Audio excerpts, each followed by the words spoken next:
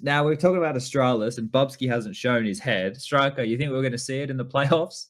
Bubzkji, I don't think so. No, you think the project might be on hiatus? Yeah, I don't know. I don't know whether there's any sort of plan going forward, but I feel like the reversion of Nuke, where he's going back and Zipex is going back instead. I feel like that was also a long time coming, just because Bubzkji actually wasn't playing well at all on the Nukes that they played with him, and their record wasn't very impressive as well. Yeah, and so I feel like it just didn't really make sense, right? Why would you replace like probably a better player when your results haven't even improved and the roles are essentially the same, right? So that was kind of my take on it. I just saw we even talked about it, I think, like a month ago at the start of this year, when we were talking about like how long does it take Astralis to go back, and so now no surprise there. But they made some changes, right? So like Nuke, they moved Zipex away from ramp, the top side, and then moved Magisk over to ramp. So I think ramp as a position is probably one that's changing in modern Nuke. Would you say, Alexi, there's a lot more aggression through that avenue now? Can you just repeat fast? I wasn't paying attention. No, with ramp on Nuke, for example, we're talking about how Astralis changed Zipex, who's one of the best anchors to top side, and now Magisk over to ramp.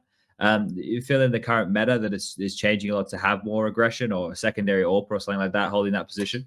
Yeah, I think a lot of teams right now also undermine the fact that I feel like every team that plays Nuke are playing mostly decent T sides, really good T sides, and it makes people always feel like Nuke is fully like so CT sided map and whatnot, but so many teams right now play a sick T side, so maybe some teams also are doing changes because they think they should be having this amount of CT rounds or whatever, but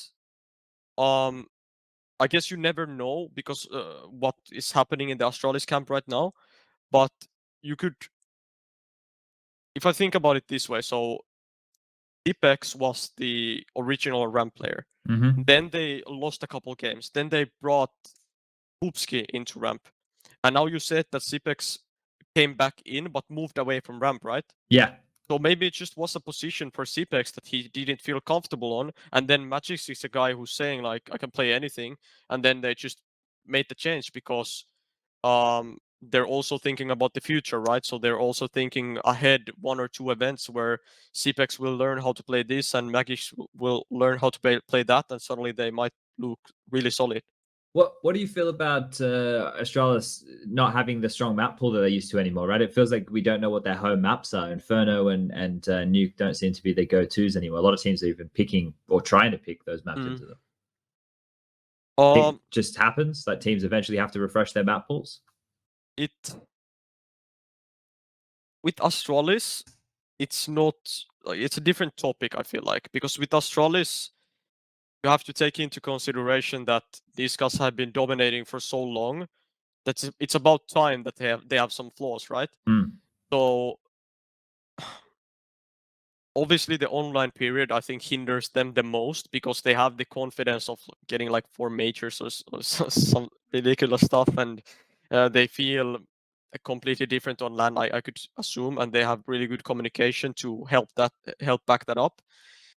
But I don't know. It's weird to think about, and you never know the right answer. So just not gonna talk too much about it. Okay, that's a safe way to go. What do you got, Striker? It seems like they're going into Dust 2. They even picked Train the other day. That was their first time in like 6 or 7 games they had picked Train. I think Tag was on the team when Astralis last picked it.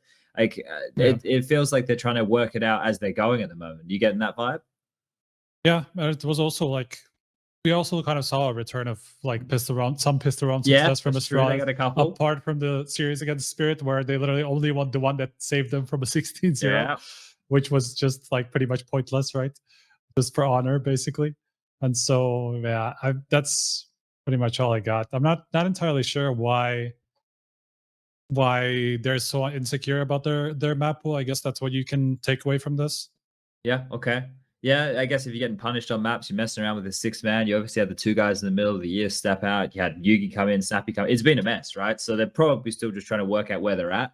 I loved the celebration after Spirit won. I don't know if you guys caught it. They were all holding up signs to the camera with their like Instagram handles and stuff on it. I thought that was really cool because they've come from, well, for us, the hardcore fans, everyone should know that they've been here for a while. But I think for the more casuals, that would have been quite the surprise.